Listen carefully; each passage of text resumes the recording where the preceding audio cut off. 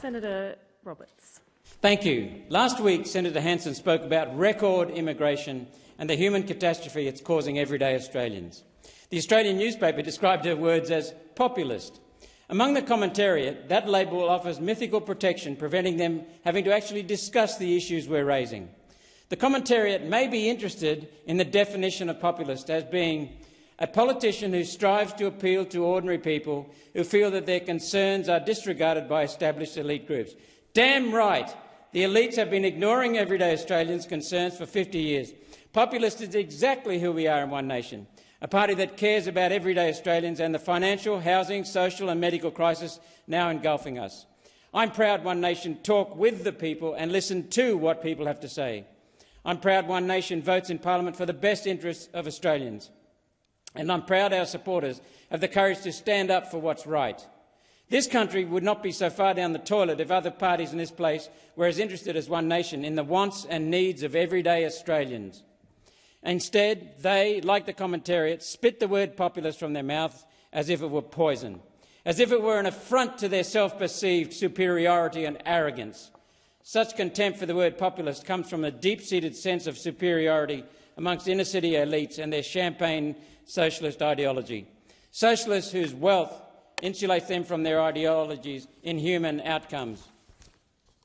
These are the people who eat the food and drink the wine grown on farms that the same champagne socialists demonise as enemies of their net-zero revolution. Farmers who they wish would get off their land to make way for solar panels, wind turbines and power lines, erected in the bush so city socialists don't have to look at them, all the while patting themselves on the back about how worthy they are, under the hubris of their spiritual guide and leader, the World Economic Forum. That steals wealth and sovereignty from everyday Australians on behalf of globalist, parasitic billionaires. To them, it doesn't matter that Australians don't want to have our cars taxed until we can no longer afford to keep them, be locked into 15-minute cities, never again allowed to travel where we want, when we want, how we want, living in a home rented from the billionaires because land taxes force people to give up our own homes, forced to rent furniture and white goods because green taxes made it too expensive to buy, forced to eat the bugs and give up red meat in favour of cancer-like fake meat cultured in bioreactors. And who owns the companies making this slop? The same billionaires campaigning against red meat. And the greatest threat of all, digital currency that comes with a use-by date. Spend every cent of the money you earn or our money expires. There'll be no saving and no passing wealth onto our children. Australians will live in economic and physical slavery, except those wealthy and well-connected under a different set of rules. When the commentariat dismiss us as populists, this is what they're covering up. These people are the billionaires' little minions, brainwashed ideologues, and those simply greedy for money and power, operating in the bureaucracy, the media, corporations and parliaments around the world.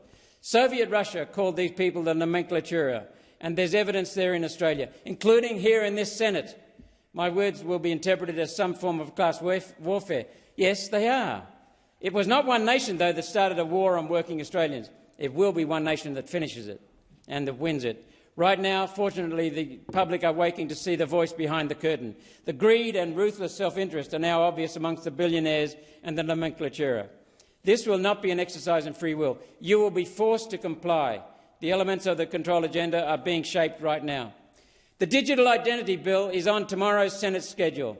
This bill ensures every Australian has a government-backed digital identity that must be shown to access daily services, transport, shopping, banking, including ATMs, the internet and much more. If you've heard the phrase "papers, please" in connection with totalitarian regimes and wondered how people accepted that, wonder no more. The legislation can be used to prevent troublesome populists like One Nation from being heard. The digital ID is paired with legislation previously passed through this parliament. That allows government and business to scan everyday Australians' faces in real time as we go about our business. The legislation One Nation opposed, yet the Senate passed, allows police and any bureaucrat associated with penalties to determine your identity through a facial scan taken using your computer, your phone, your traffic cam, street or shopping centre camera, even at supermarkets, which these days have more cameras than staff. The result is each Australian's data history that corporations are allowed to access. They will know everything about each of us. And this information will be traded to corporations and between corporations to build an even more detailed picture. Who's to blame for these tools of tyranny? Labor, the Greens, Teal Senator Pocock and the globalist Liberal Nationals.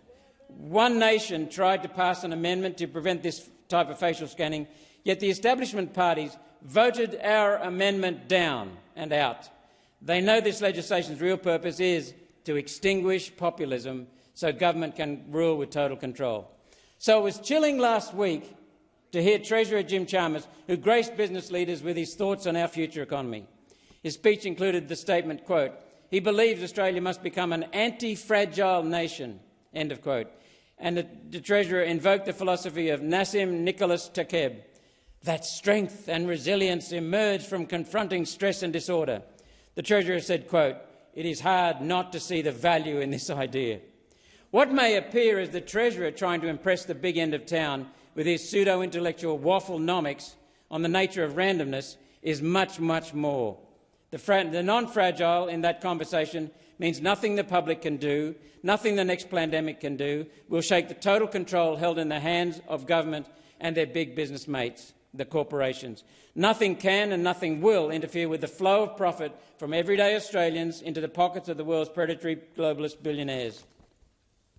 When the Treasurer said strength comes from confronting stress and disorder, it's a tenet of communist political theory that to build a new world order, one must first create chaos from which the public will beg to be rescued. Order from the chaos they create.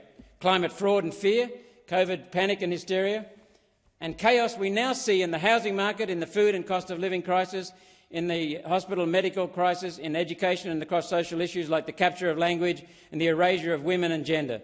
The Treasurer's words were a frightening self-own. The government's not interested in solutions, they want chaos, to force the public to where the people will accept a loss of sovereignty and freedom in return for income, housing and false security. Many Australians are waking.